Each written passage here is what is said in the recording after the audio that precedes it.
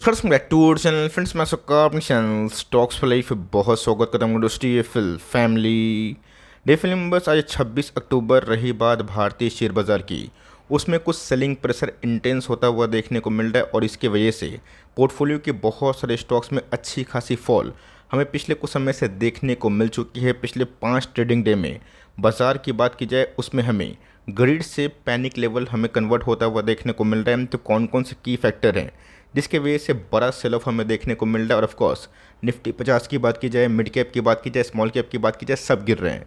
और of course इस video का माध्यम यही है, कंटेंट यही है कि आने वाले कल में ऑफ कोर्स और फॉल अगर इंटेंसिफाई होती है तो अपॉर्चुनिटी होगी या बहुत ही बड़ा रिस्क, बिकॉज बहुत लोग यहाँ पर निफ्टी को फिर से 12,000 15,000 के आसपास बता रहे हैं। मेरा क्या पॉइंट ऑफ व्यू है और क्यों दोस्तों मुझे लगता है कि ये मौजूदा करेक्शन ऑफकोर्स एक अपॉर्चुनिटी में कन्वर्ट हो सकती है। मैं अपनी अनबाइस्ड कमेंट्री एज यूजुअल आप सब तक कन्वे करूंगा। चैनल फर्स्ट टाइम होंगे सब्सक्राइब कर सकते हैं इस तरह की क्वालिटी कंटेंट को सबसे पहले एक्सेस करने के लिए। Now without dealing any for time let's begin. बात की जाए निफ्टी 50 की, आपकी स्क्रीन के सामने आप देख रहे होंगे कि 250 पॉइंट से ऊपर करेक्शन हमें देखने को मिल रहा है। लगभग 1.5% के आसपास बड़ी फॉल देखने को मिल रही है।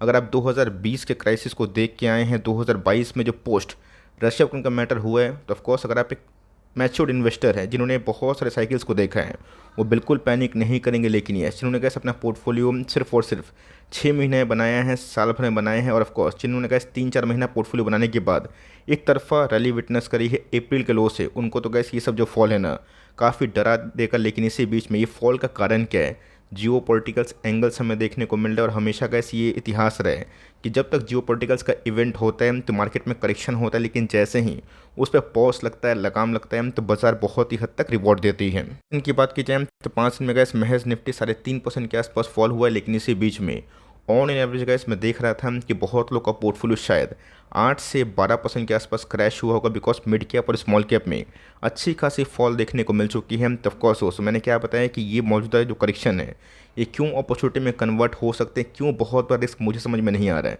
मैं बताऊंगा। यस वो अनबायस्ड होकर, लेकिन इसी बीच में अगर आप देखें तो निफ्टी ने हाल फिलहाल में ही 20,000 के आसपास जाने की कोशिश की थी, और ऑफकोर्स उस लेवल से कम 1200 पॉइंट प्लस जो करेक्शन है वो हमें दिखाई दे चुकी है।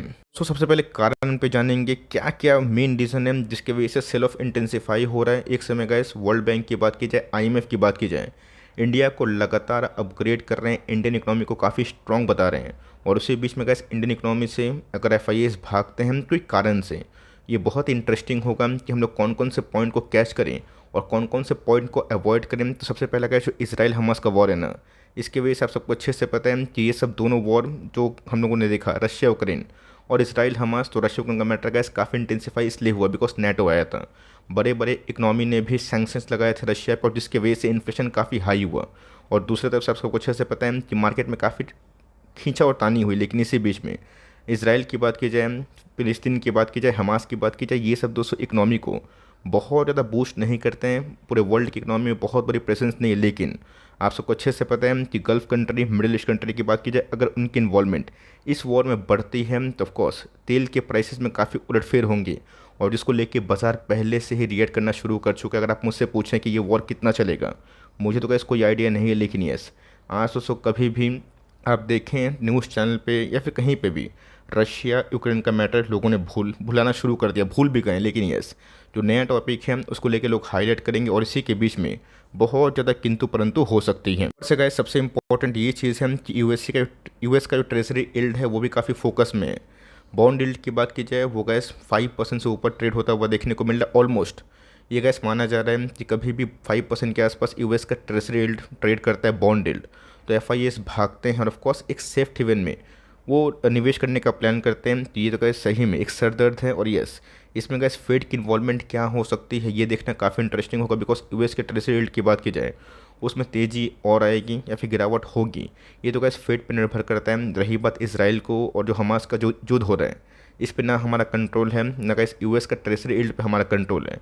हमारा कंट्रोल जहाँ चाहे उसी पे ही फोकस करना सबसे अनिवार्य है। बट आपको अच्छे से पता है कि कभी भी यूएस का डॉलर बढ़ता है, हमारे जैसे इमर्जिंग कंट्री को बहुत ही ज़्यादा झटका लगता है। रही बात तेल के प्राइस से, US डॉलर के प्राइस से हम लोग काफ़ी निर्भर होते हैं, काफ़ी, लेकिन वो हम लोग रिएक्ट भी करते हैं।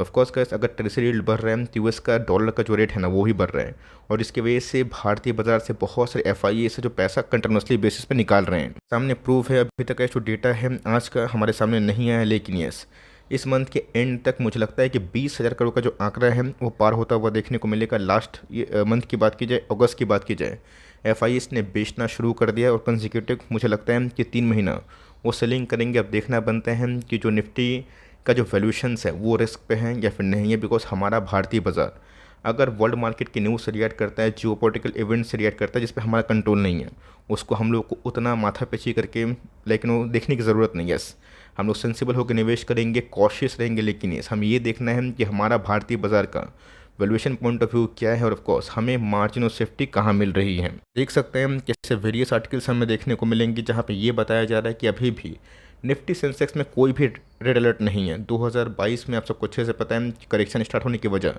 क्या हो गई थी, बिकॉज 21 के अक्टूबर महीने में निफ्टी का पी 40 के ऊपर ट्रेड कर रहा था और कोई भी एक बड़ा रीज़न चाहिए था निफ्टी को गिराने के लिए।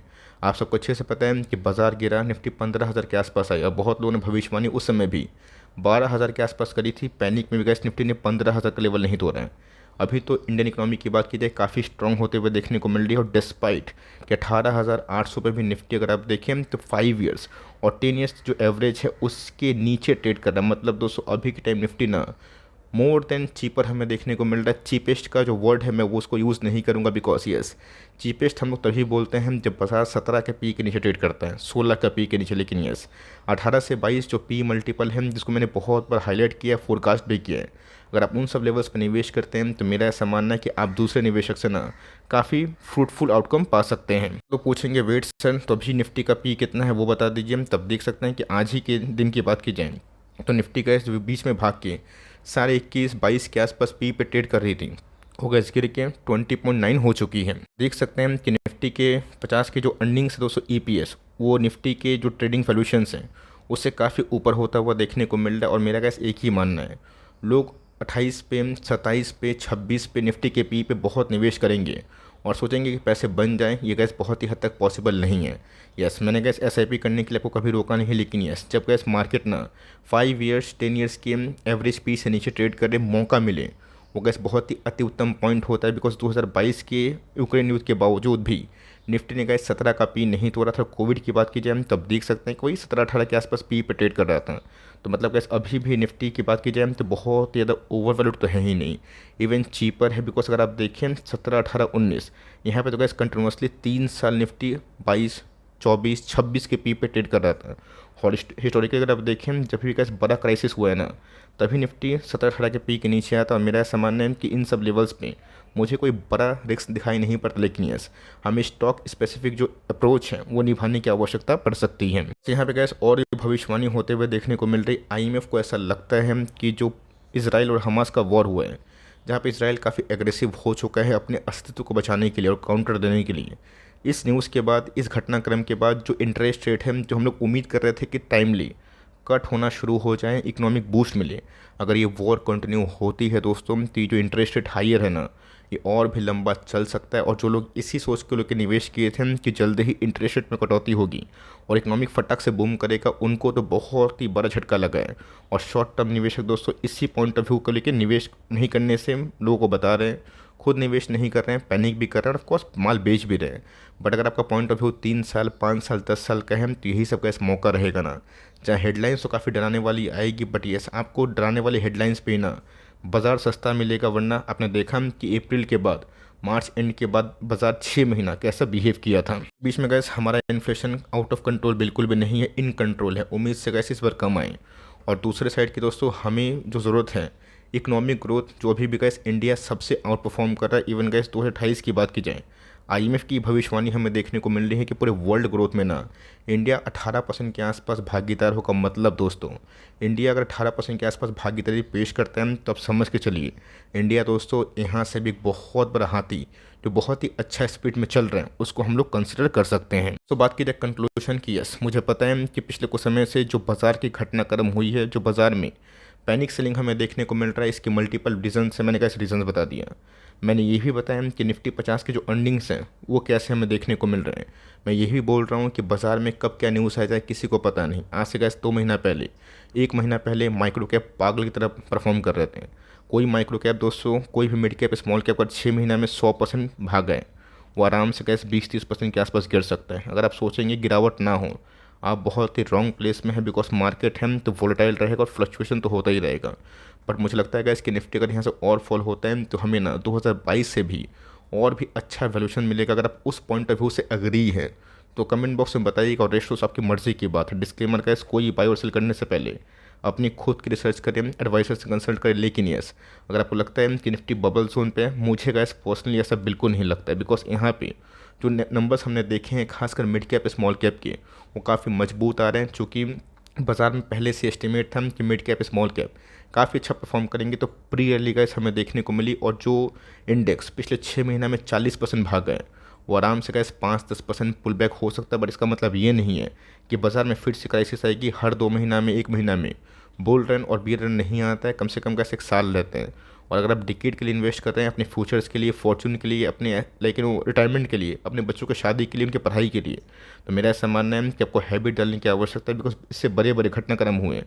अब देखना बनता है कि इसराइल वॉर में क्या घटनाक्रम आएगी। अगर वहाँ से कुछ स्टेबिलिटी आती है तो शायद हमारे बाज़ार में जो घटनाक्रम है गिरने वाला वो कम हो जाएगा। और इन केस अगर भारतीय बाज़ार गिरता भी है तो ये अपॉर्चुनिटी से बिल्कुल कम नहीं होगा।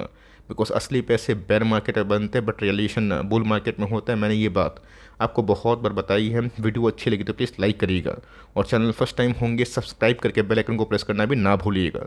तो गाइस मिलते हैं जल्दी ही, तब तक के लिए bye. Thanks for watching friends, God bless you all.